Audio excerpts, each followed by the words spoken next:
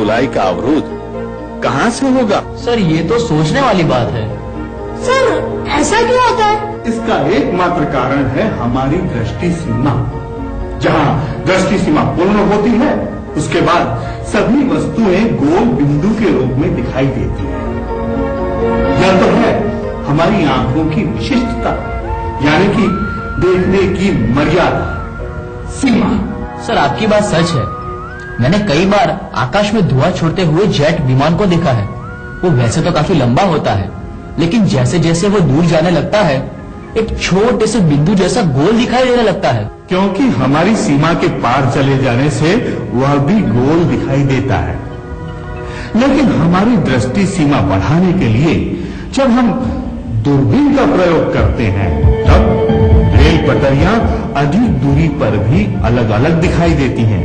वैसे ही बिंदु स्वरूप दिखाई देने वाली पतंग चारों कोनों वाली दिखाई देने लगती है, और वैसे ही जेट विमान भी दिखाई देता है। और फिर दूरबीन से देखने से सीमा के बाहर जाने पर पुनः ये सब चीजें गोल बिंदु रूप दिखाई देती हैं। चलो अब हम आपको ऐसी ऐतिहासिक घटना सुनाएंगे जो मजेदार बात है। इसके पहले आपको बताना होगा कि सुएज नहर कहां आई है और उसकी लंबाई कितनी है। मैं बताऊं सर? हाँ बताइए। सुएज नहर भूमध्य सागर और लाल सागर को जोड़ने का काम करती है और उसकी लंबाई 100 मील की है। बिल्कुल सही बात है, लेकिन ये सुएज नहर कैसे बनी उसका रोचक इतिहास है। ब्रिटेन की हुकूमत पे ये प्रदेश होते हुए भी ब्रिटिश इंजीनियरों ने स्पष्ट रूप से बोला कि भाई ये 100 मील लंबी नहर बनाना मुश्किल काम है, हम नहीं बना पाएंगे। लेकिन फ्रेंच इंजीनियरों ने कहा कि हम बना सकते हैं, और फ्रेंच इंजीनियरों ने नहर बनाने का ये काम स्वीकार किया और शुरू भी कर दिया। उस समय के ब्रिटिश प्रधानमंत्री लॉर्ड पाल्मस्टन ने अपने देश के प्रमुख सिविल इंजीनियर से पूछा कि भाई हमारे ब्रिटिश इंजीनियर ये काम क्यों नहीं कर सकते, ये तो ब्रिटेन की इज्जत का सवाल है। ब्रिटेन के प्रमुख इंजीनियर ने प्रधानमंत्री को बताया कि हमारे इंजीनियरों का मानना है कि फ्रांस के इंजीनियरों की यह योजना निष्फल जाएगी, क्योंकि ये 100 मील लंबी नहर बनाना मुश्किल काम है, बहुत मुश्किल काम है। ये नहर नहीं बन पाएगी, फ्रेंच की इज्जत मिट्टी में मिल जाएगी, मेहनत भी। लेकिन ताज्जुब की बात तो ये है कि फ्रेंच लोगों ने ये नहर बनाई और कामयाब भी हुए। सवाल ये उठता है कि ब्रिटिश इंजीनियरों ने नहर बनाने का साहस क्यों नहीं लिया? वो लोग भी कार्यक्षम थे, अगर चाहे तो बना सकते थे। लेकिन ऐसी कौन सी बात थी जो वो लोगों ने नहर बनाने से इनकार किया? क्या आप में से कोई बता सकता है? सर, क्योंकि 100 मील की लंबाई में पृथ्वी की गोलाई 634 फीट होगी, जिसके कारण तटबंध में दरारें पड़ जाएगी और नहर टूट जाएगी, वैसा उन लोगों का मानना होगा। सही जवाब दिया है तुमने। लेकिन नहर तो बनी है और समग्र जगत जानता है कि सुएज नहर बनी है और आज तक हजारों जहाज का आवन जावन हो रहा है। इसका मतलब पृथ्वी गोल नहीं है लेकिन समतल है। यस, यही तो बात है। फ्रेंच इंजीनियरों ने यह नहर पृथ्वी गोल नहीं मगर समतल है वैसा मानकर बनाई थी। बाद में सन 1877 में ब्रिटिश पार्लियामेंट ने एक नियम बनाया कि भविष्य में नहर एवं रेलवे जैसे निर्माण कार्य में ऐसे इंजीनियरों के टेंडर पर विचार किया जाएगा जो पृथ्वी को समतल मानते हैं। यह नियम आज भी जारी है। ब्रिटेन का यह नियम पृथ्वी सपाट समतल होने का एक प्रमाण है। ईस्वी सन 1873 में ब्रिटेन के वैज्ञानिक डॉक्टर पेरेलेस ने जेनेटिक एस्ट्रोनॉमी नाम की एक बुक रिलीज की और बेडफोर्ड नहर के किनारे कॉटेज बनाकर 9 महीने तक वहां रहे और सैकड़ों प्रयोग किए। सैकड़ों मीलों से सीधा देख सके ऐसा इस नहर में नाव, मस्तूल आदि को दूरबीन एवं अन्य उपकरणों की सहायता से किए गए प्रयोगों के परिणाम अपने जर्नल में लिखे। इसकी प्रतिलिपि अपने पास मौजूद है। इन प्रयोगों से इन विद्वानों ने प्रमाणित किया कि पृथ्वी की गोलाई का 1 इंच भाग भी इन प्रयोगों में अवरोधक नहीं बना और प्रतिपादित किया कि पृथ्वी सपाट है, समतल है।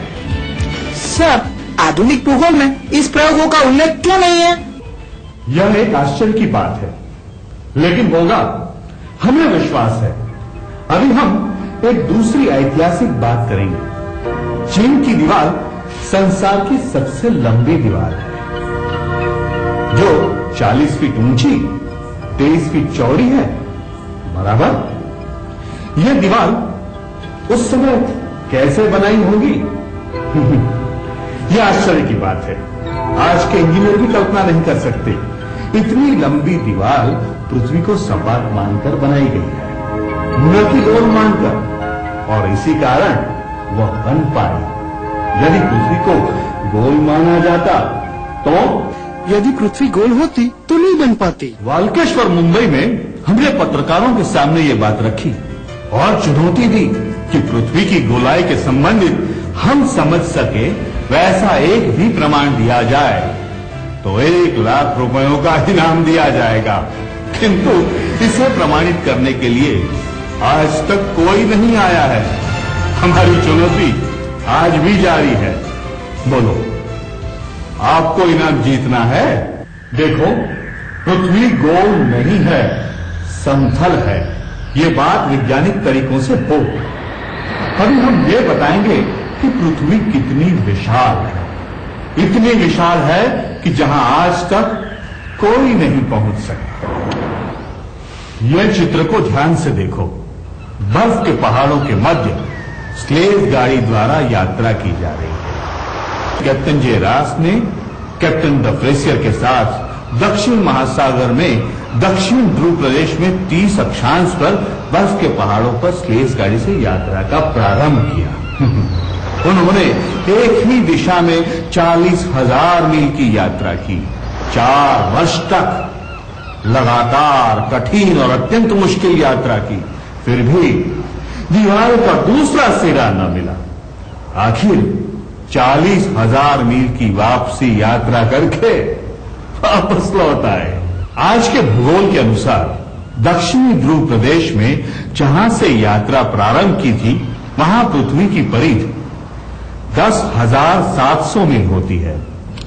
दिशा सूचक यंत्र की सहायता से एक ही दिशा में 40,000 मील चले, फिर भी उसी जगह पर वापस नहीं आए।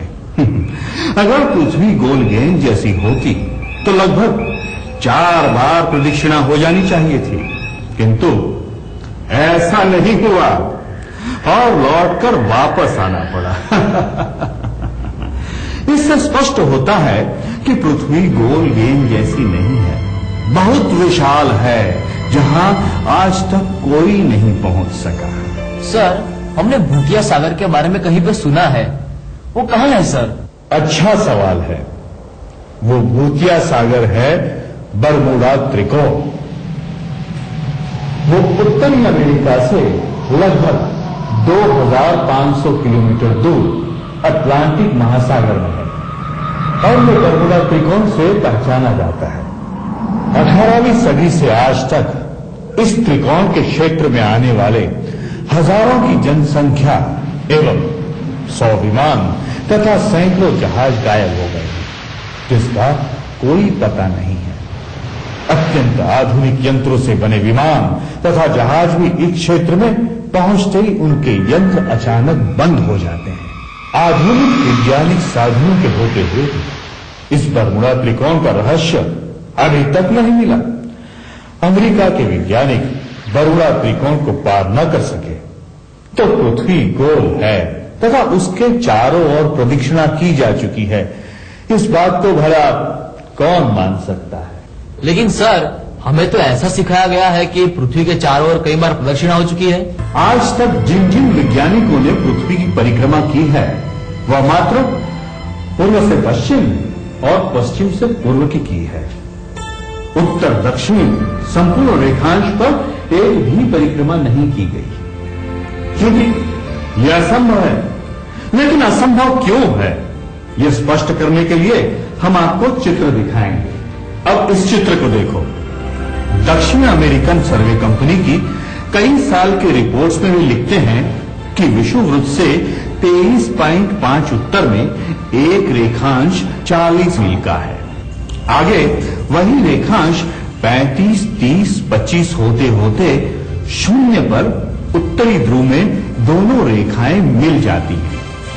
विषुववृत्त से 23.5 के दक्षिण में एक रेखांश पर आगे बढ़ते जाने पर चौड़ाई बढ़ते बढ़ते नीचे दक्षिण की ओर 103 मील तक चौड़ा हो जाता है। अपनी वर्तमान दुनिया गुंबज के आकार के विशाल टीले सदृश हैं। यदि यह गोल गेंद जैसी होती तो विषुववृत्त से उत्तर ध्रुव की ओर रेखांश की चौड़ाई